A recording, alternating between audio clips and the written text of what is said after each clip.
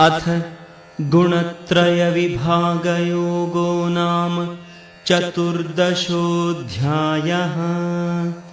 श्रीभगवानुवाच परं भूयः प्रवक्ष्यामि ज्ञानानां ज्ञानमुत्तमं यज्ञात्वा मुनयः सर्वे परां सिद्धिमितो गताः। इदं ज्ञानमुपाश्रित्य मम साधर्म्यमागताः सर्गेऽपि नोपजायन्ते प्रलये न व्यथन्ति च। मम योनिर्महद्ब्रह्म तस्मिन् गर्भं दधाम्यहम् सम्भवः सर्वभूतानां ततो भवति भारत।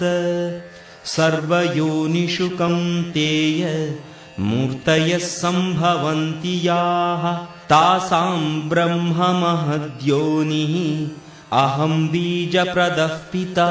सत्त्वं रजस्तम इति गुणाः प्रकृतिसम्भवाः निबध्नन्ति महाबाहो देहे देहिनमव्ययम्। तत्र सत्त्वं निर्मलत्वात् प्रकाशकमनामयम् सुखसङ्गेन बध्नाति ज्ञानसङ्गेन चानघ। रजो रागात्मकं विद्धि तृष्णासङ्गसमुद्भवम् तन्निबध्नाति कौन्तेय कर्मसङ्गेन देहिनम्।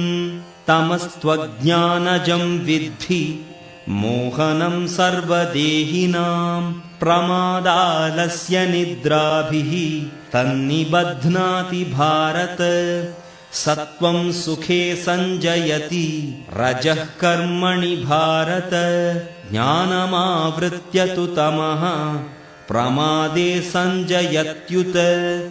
रजस्तमश्चाभिभूय सत्त्वं भवति भारत। रजः सत्त्वं तमश्चैव तमः सत्त्वं रजस्तथा। सर्वद्वारेषु देहेऽस्मिन् प्रकाश उपजायते। ज्ञानं यदा तदा विद्या द्विवृद्धं सत्त्वमित्युत। लोभः प्रवृत्तिरारम्भः कर्मणामशमस्पृहा।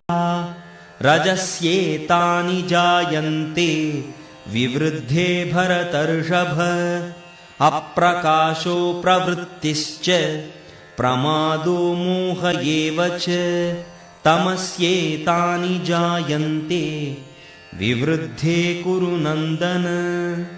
यदा सत्त्वे प्रवृद्धे तु प्रलयं याति देहभृत् तदोत्तमविदां लोकान् अमलान् प्रतिपद्यते।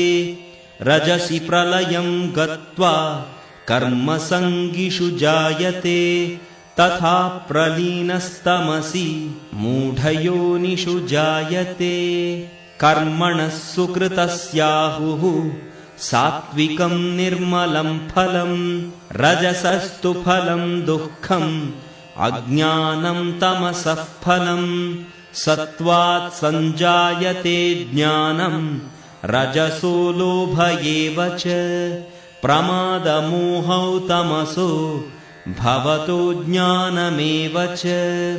ऊर्ध्वं गच्छन्ति सत्त्वस्था मध्ये तिष्ठन्ति राजसाः। जघन्यगुणवृत्तिस्था अधो गच्छन्ति तामसाः। नान्यं गुणेभ्यः कर्तारं यदा द्रष्टानुपश्यति गुणेभ्यश्च परं वेत्ति मद्भावं सोऽधिगच्छति। गुणानेतानतीत्यत्रीन् देही देहसमुद्भवान् जन्म मृत्युजरा दुःखैः विमुक्तोऽमृतमश्नुते। अर्जुन उवाच कैर्लिङ्गैस्त्रीन् गुणानेता नतीतो भवति प्रभो। किमाचारः कथं चैतां स्त्रीन् गुणानतिवर्तते।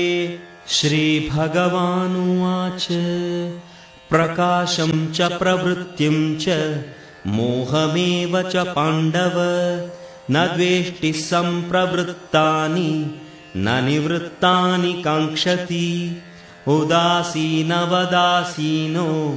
गुणैर्यो न विचाल्यते गुणा वर्तन्त इत्येव योऽवतिष्ठति नेङ्गते समदुःखः सुखस्वस्थः समलोष्टाश्मकाञ्चनः तुल्यप्रियाप्रियो धीरः तुल्यनिन्दात्मसंस्तुतिः मानापमानयोस्तुल्यः तुल्यो मित्रारिपक्षयोः सर्वारम्भपरित्यागी गुणातीतः स उच्यते मां च यो व्यभिचारेण भक्तियोगेन सेवते सगुणान् समतीत्यैतान् ब्रह्मभूयाय कल्पते ब्रह्मणो हि प्रतिष्ठाहम् अमृतस्याव्ययस्य च शाश्वतस्य च